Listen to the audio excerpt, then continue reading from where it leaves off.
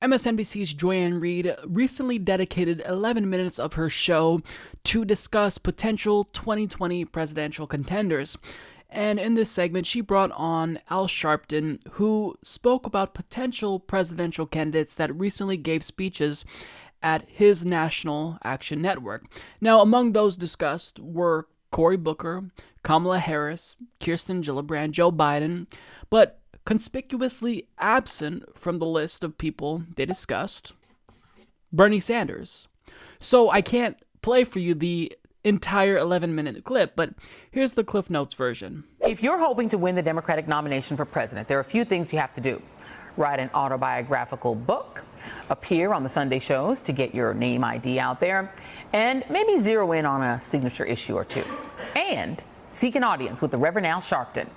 And while 2020 may seem like a long way off, prospective Democratic nominees are already getting the Sharpton primary in gear. Several likely prospects have been spotted at the National Action Network's convention this week here in New York City.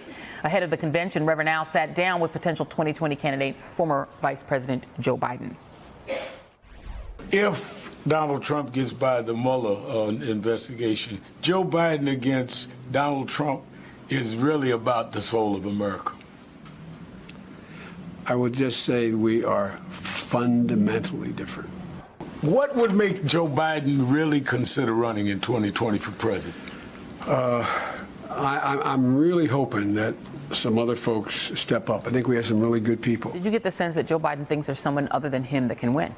I think that he has not clearly seen who that is yet, and I think that troubles him. There's a long history of people who wind up in the White House speaking at the National Action Network conference. President Obama did when he was Senator Obama. Now, you this year have a lot of people that a lot of folks are focused on. Kamala Harris might be the most prominent. You also have Kirsten Gillibrand there. But let's play Kamala Harris's interview with you and talk about her on the other side.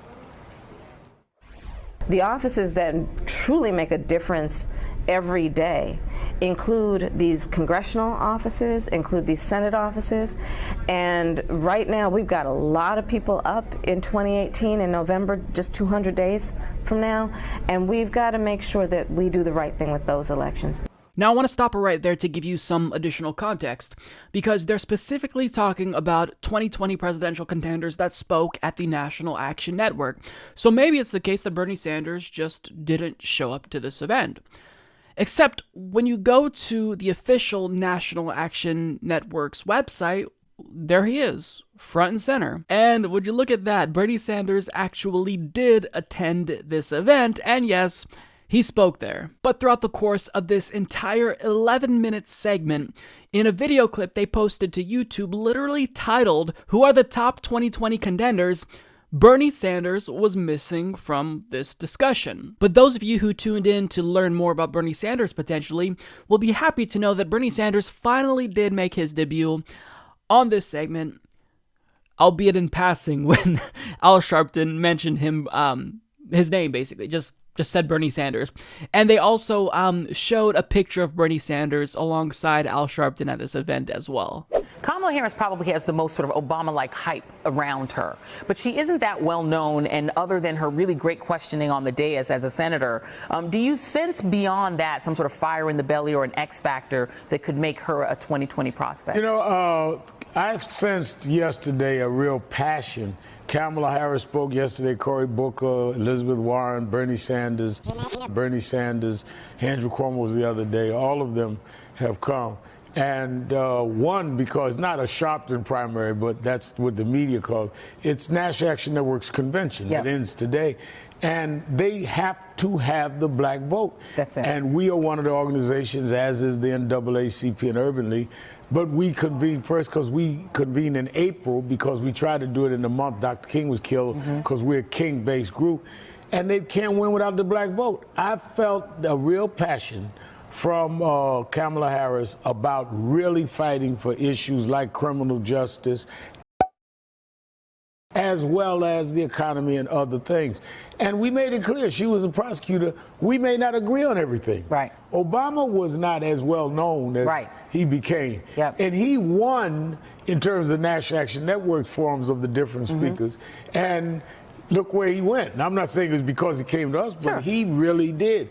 I would be remiss if I didn't ask you about Rudy Giuliani. So, his face was on the screen for exactly 6 seconds, and yes, I counted. But thankfully, that wasn't the only mention throughout the segment, because if you fast forward all the way to the 9-minute, 21-second mark, Bernie's face appears again. Actually, tomorrow, who do you have on tomorrow? Do you have on? I show tomorrow the interviews that I did with each of the candidates. So Okay. on Politics Nation in the morning, you can see the in-depth interviews, because I went after them on specifics, and I wanted them to tell us why we can trust that they will do this. So I can't help but ask, knowing that there was a media blackout of Bernie Sanders' 2016 presidential campaign, and now learning about how the president of MSNBC literally called Ed Schultz and told him not to cover the launch of Bernie Sanders' 2016 campaign, I have to ask, did you get a call from Phil Griffin, Joy? Did he tell you not to talk about Bernie Sanders? Because we know that on MSNBC, they like to interview Bernie Sanders. Chris Hayes has him on pretty frequently. But when it comes to Bernie Sanders running for president, is MSNBC still doing everything in their power to withhold information about him running? It's a legitimate question, knowing that MSNBC's president doesn't want anyone to know about Bernie Sanders' campaign. And also, I can't help but wonder if, maybe this isn't the president of MSNBC, maybe it's just because Joy Reid is biased. I think that both things are probably true. Both of those are in play here.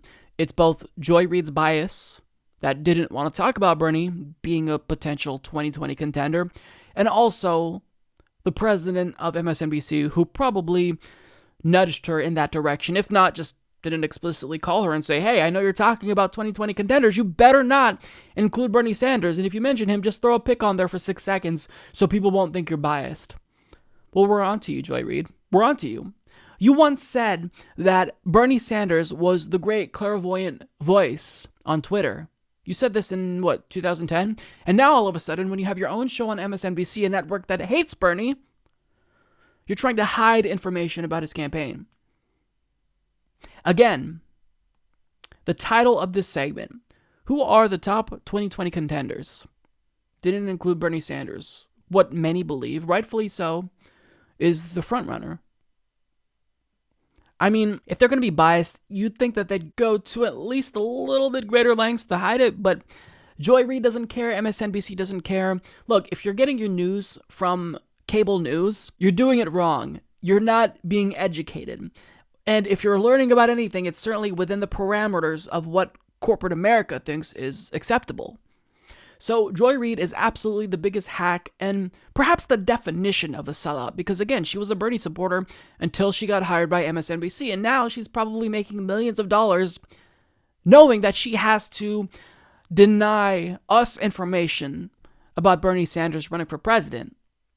Well, look, if you are a journalist, if you're a news pundit, your job is to inform your viewers. So by withholding information about Bernie Sanders running for president, you're misleading them. You're doing propaganda at the behest of the corporate advertisers on MSNBC's network, probably who don't want Bernie Sanders to be president because he wants to raise their taxes. Joy Reid is just pathetic. Anyone who takes her seriously now, I don't take you seriously. Support this podcast by becoming a patron at patreon.com/Humanist Report.